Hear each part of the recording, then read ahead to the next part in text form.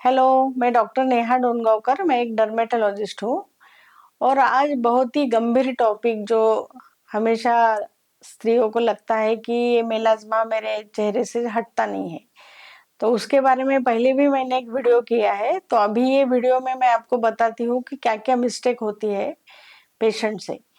तो पहली बात तो ये है, मैं एक पेशेंट की बात कर रही हूँ कि एक पेशेंट मेरे क्लिनिक में आई और वो बहुत गुस्से में भी थी और रो रही थी। क्योंकि उसका जो चेहरे पे मेलाज़्मा था, वो उसने ट्रीटमेंट 2-3 जगह पे किया था डर्मेटोलॉजिस्ट के पास और उसके जो मेलाज़्मा के डार्क सर्कल्स थे, वो और भी डार्क हो गए थे। तो मुझे इतना गुस्सा आया कि और वो पेशेंट पे गुस्सा नहीं था, मुझे लगा कि उसको बताया गया था कि लेज़र ट्रीटमेंट से उसका मेलाज़्मा पूरा चला जाएगा। लेकिन एक्चुअली उसको पूरी फैक्ट नहीं बताई गई थी और उसकी वजह से उसको वो और ज़्यादा डार्क हो गया था।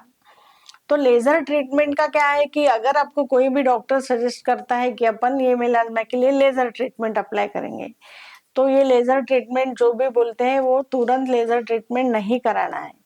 लेजर ट्रीटमेंट से क्या होता है कि अगर लेजर लेजर बीम वो डार्क सर्कल्स पे गिरते हैं, तो उससे मेलानिन का जो ज़्यादा सिक्रेशन एक जगह पे हुआ है, उसको वो ब्रेक करता है डेफिनेटली। लेकिन लेज़र बीम से जो हीट तैयार होती है, उससे मेलानिन फिर से ज़्यादा सिक्रेट होता है और वो डार्क सर्कल्स और भी डार्क होते हैं।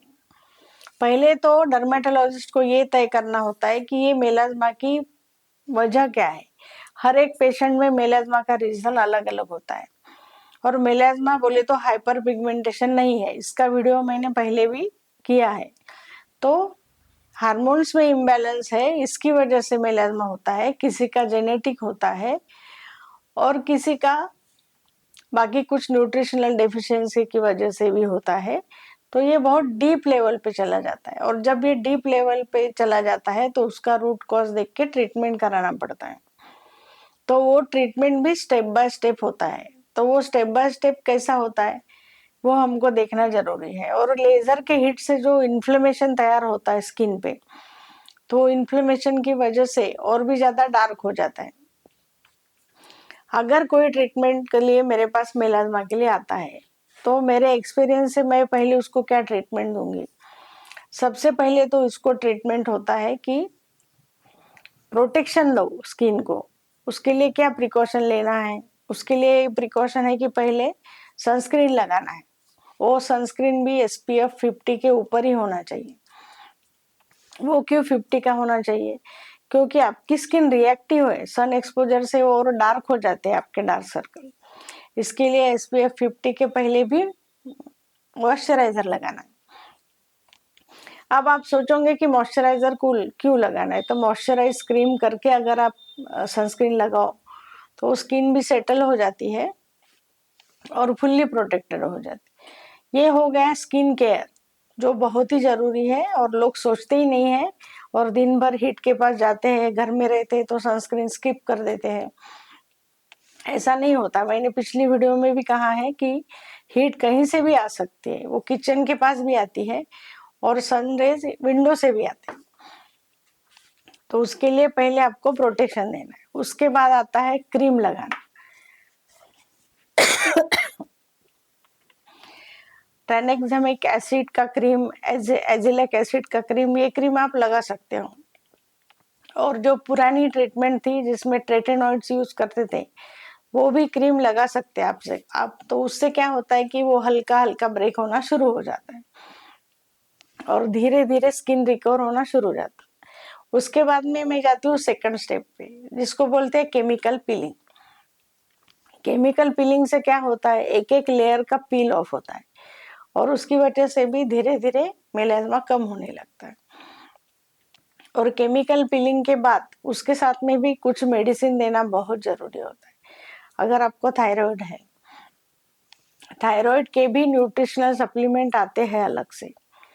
उसके साथ में अगर आपका बी कॉम्प्लेक्स देना है, बी12 कम है, आपका हीमोग्लोबिन कम है, तो ये सब चीज़ें ध्यान में रख के उसका भी मेडिसिन आपको ऐड करना पड़ता है। और उसके बाद में केमिकल फिलिंग और मेडिसिन के बाद में फिर हम लेज़र पे जा सकते हैं। इसके साथ में थोड़ा स्किन का टेक्सचर अच्छा हो गया तो फिर लेजर कर सकते हैं। उसमें भी क्यू स्विच एनडीआग लेजर एक ऑप्शन है, जिसकी वजह से मेलाज्मा कम होता है, लेकिन वो पेशेंट भी उसके लिए फेवरेबल कंडीशन वाला चाहिए।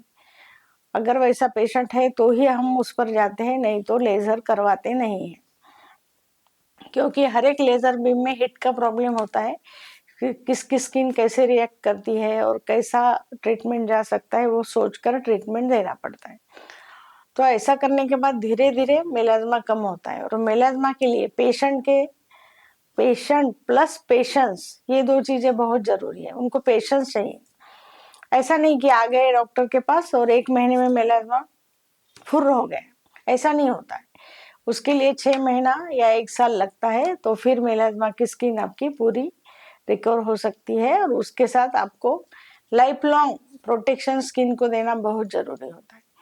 अगर ये चीजें आप करते हो तो फिर आपको मेलाज्मा से हम बचा सकते हैं। अगर आपको मेलाज्मा है तो आप कमेंट में लिखिए मेलाज्मा, और आपको कुछ वीडियो चाहिए स्पेसिफिक तो आप कमेंट में जरूर बताएं, तो मैं अगला वीडियो उस पर बनाऊंगी। Thank you.